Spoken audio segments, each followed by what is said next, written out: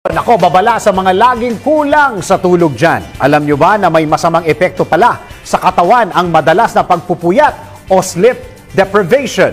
Ano nga ba ang negatibong epekto nito sa ating mga katawan? Alamin natin yan sa Expert's Opinion report na ito.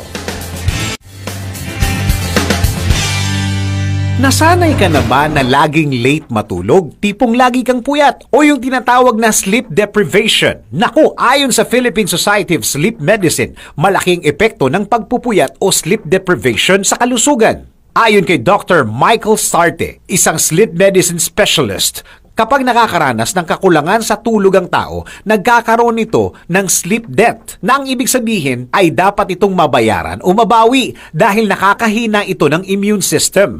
Lumilitaw naman sa bagong pag-aaral ng isang British researcher na ang mga taong kulang sa tulog ay nagiging obese at overweight, nagkakaroon ng diabetes, heart disease at hindi nagiging maganda ang metabolic health conditions. Ang kulang sa tulog ay nakakaapekto rin sa mood na nagre-resulta sa pagiging iritable at malungkutin.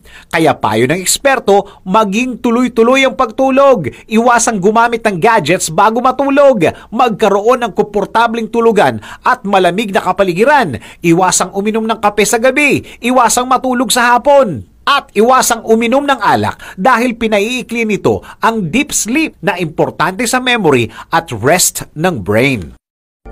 I-like po ang page